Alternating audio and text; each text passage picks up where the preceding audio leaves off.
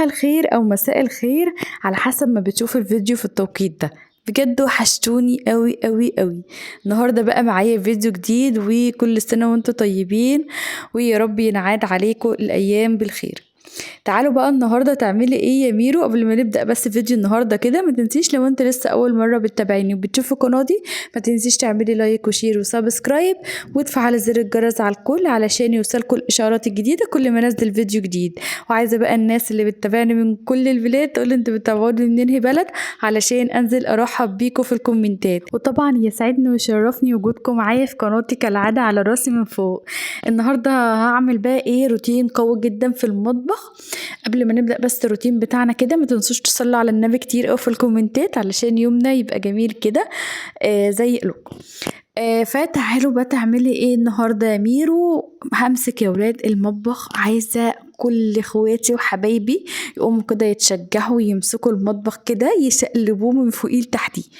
فالنهارده بصراحه انا قررت ان انا هعمله بنفسي. يعني المطبخ انا بصراحه مش هخلي حد يعمله خالص، انا اللي هعمله بنفسي علشان عايزه انضفه تنظيفه عميقه جدا. فاول حاجه بس اللي هعملها ان انا هخلص بس الحاجات اللي هي في الحوض الاول، الحله والحاجات دي انا كنت عامله فيها الغدا وكده، فهخلصهم الاول وبعد كده ندخل في التنظيفات. زي ما انتوا شايفين كده ابتديت ان انا اغسل كل الحاجات اللي في الحوض الاول. طبعا كل سنه وانتوا طيبين وعيد سعيد عليكم يا رب، ويا رب ينعاد عليكم الايام بالخير. فطبعا كل اخواتي وحبايبي تشجعوا كده وشوفوا بقى انتوا هتعملوا ايه النهارده. خلصت تنظيفات العيد ولا لسه؟ فتشجعوا كده معايا، واللي ما خلصت لسه وعمل مطبخه وخلص حاجته يا ريت بقى قومي خلصي كده علشان خلاص مفيش وقت، خلاص العيد على الابواب يا جماعه، خلاص مفيش وقت. زي ما انتوا شايفين كده خلاص كلها ايام وخلاص العيد. مسكت هنا برضو دي الرشاق اللي انا بحط عليها الاطباق بتاعه الصفايه، بصفى عليها الاطباق يعني قبل ما احطها في المطبخ علشان طبعا المطبخ ما يبقاش فيه ميه وكده. طبعا يعني احسن حاجه تعمليها ان انت تصفي اطباقك وحاجتك الاول والحلل وكل حاجه قبل ايه ما تحطيها في المطبخ علشان مطبخك يفضل على طول نضيف وما يكونش فيه بقى ميه وبتعمل كده حاجات مش كويسه، يعني بتجيب حشرات وحاجات مش كويسه. فالاحسن لينا ان احنا نحط الحاجه في المطبخ تكون ناشفه علشان خاطر يفضل كل حاجه نضيفه وكمان ما يعملش ريحه.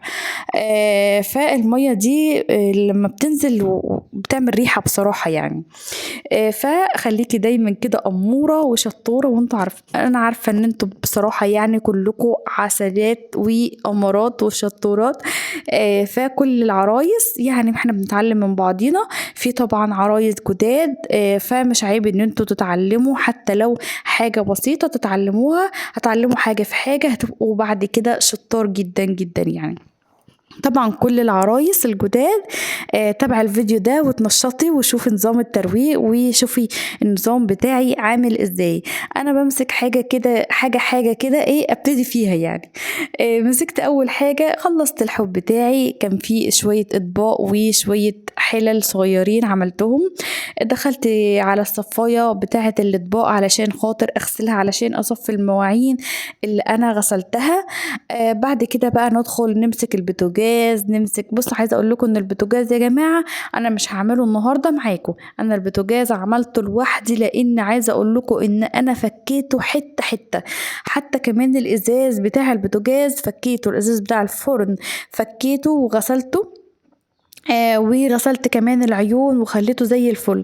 انا بس همسحه مسحه كده معاكم لان انا كنت غسلاه قبلها بيوم، فهوريكم برضو شكله من بره ومن جوه عامل ازاي. عايزه اقول لكم الفرن ما شاء الله نضف وبقى جميل جدا، لان انا بفك الازاز خالص بالمفك وكده واغسله غسله حلوه كده على الحوض علشان يبقى شكله حلو وبيلمع كده. كده بقى ايه، غسلت الصفايه طبعا انا مسحت السيراميك وراها واللي جنبها وكده علشان ايه تتحط كده ما اعملش الركن ده تاني. يعني خلاص الركن بتاع الصفايه اتعمل، هبتدي بقى ان انا ايه ارص بقى الحاجات الاطباق اللي انا غسلتها في الرشاقة. طبعا الرشاقة دي محطوطة على الحوض على طول، علشان لو انا حطيت طبق مبلول ولا حاجة تصفي المية يعني. ديت بتاعة الصفاية اللي على الحوض دي ما فيهاش اي مشكلة لو احنا حطينا فيها الاطباق مبلولة عادي، دي اسمها صفاية وبتكون على الحوض فبتنزل المية على الحوض على طول.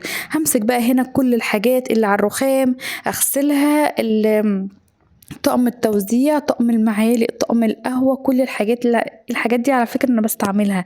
يعني انا حاطة بس قدامي الحاجات اللي انا بستعملها بس. الحاجات اللي هي في النيش انا بصراحة مش بستعملها كتير يعني. هنا بقى همسك البوتاجاز المعه تلميعة كده، لان كنت عاملة عليه الغدا امبارح، بس انا زي ما قلت لكم ان انا كنت غسلاه قبلها غسلة محترمة زي ما انتوا شايفين كده. هو هتلاقيه باين عليه، يعني هتلاقوه باين عليه وعلى نظافته. فمسكت بقى ايه الليفة كده بتاعت المواعين، ألمعه برضو تلميع علشان يبقى كل حاجة نظيفة. يعني انا خلاص طالما بروق المطبخ يبقى لازم تكون كل حاجة بتلمع في المطبخ يا جماعة. كل اخواتي وحبايبي، يعني طبعا بصوا احنا كده كده بنشجع بعضينا وكلنا شطار، فمش عيب ان احنا نتعلم من بعضينا. فطبعا كل يوم امسكي حاجة حاجة كده. انا بصراحة بمسك اوضة اوضة. يعني امبارح عملت البوتاجاز، اليوم اللي قبله عملت التلاجة، اليوم اللي قبليه كل يوم بعمل حاجة. يعني مش كل حاجة، ما باجيش على نفسي بصراحة كله في يوم واحد، لا يعني بعمل كل يوم حاجة. يوم بقى اعمل غرفة الاطفال، يوم اعمل غرفة النوم، يوم اعمل الريسبشن. وان شاء الله باذن الله هنعمل كل الحاجات دي مع بعض كده، ايه، واحدة واحدة وبالترتيب يعني. انا العيد اللي عدى عملت معاكم حاجات جميله وروتينات وحاجات حلوه قوي قوي. وطبعا الايام دي كلها هتبقى الفيديوهات بتاعه الروتين والحاجات الجميله بتاعه التنظيفات دي، وكلها حاجات مشجعه وروتينات مشجعه جدا جدا.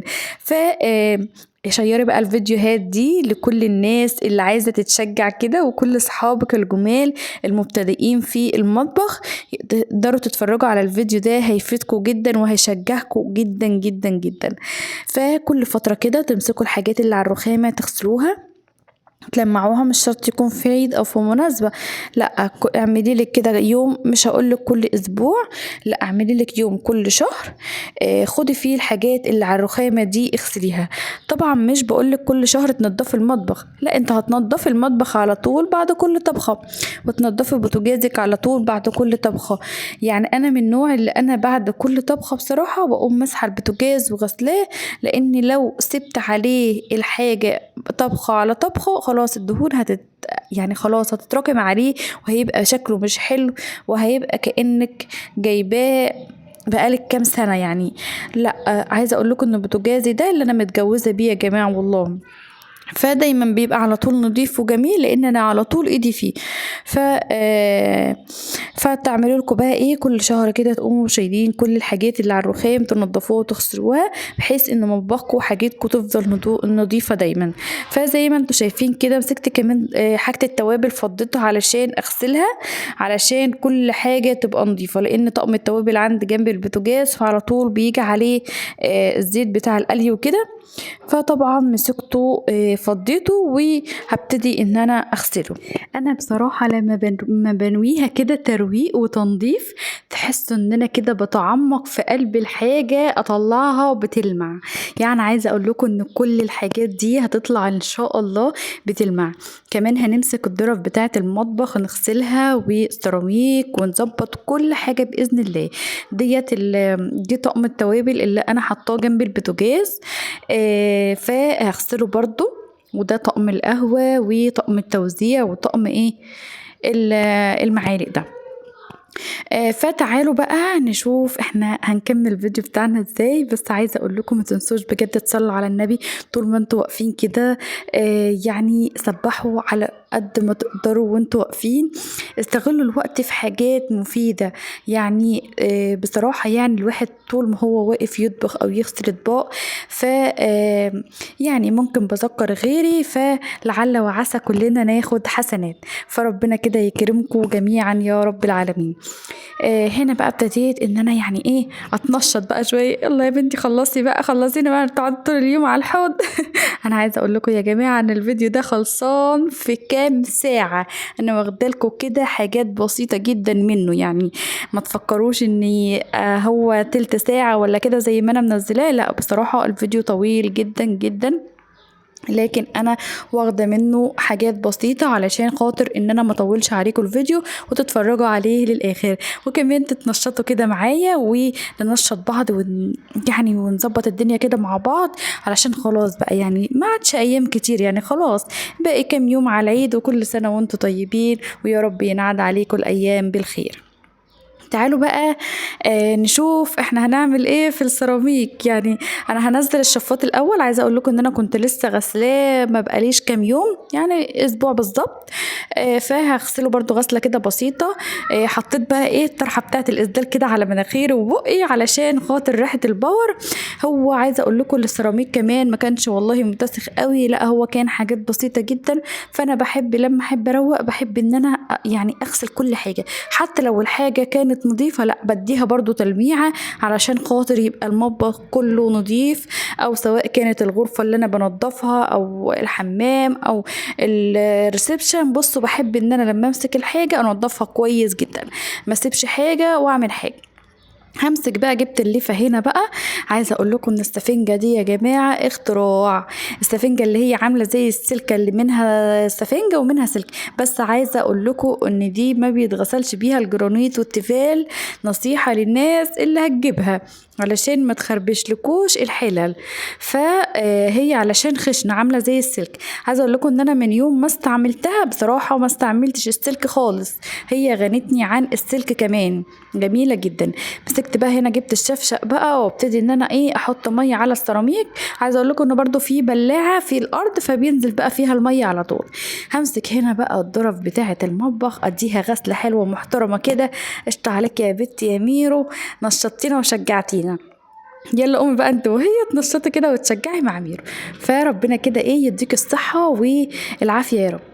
مسكت بقى الظرف غسلتها كويس جدا. عايزه اقول لكم كمان ان الضرفتين دول في جنب البوتاجاز على طول، فهم دول اللي ممكن يجي عليهم طرطشه زيت حاجه، فادي بقى فيهم على طول علشان ما يجيبوش بقى دهون والشغل ده. يعني الحمد لله ما بحب ان انا انضف حاجتي على طول.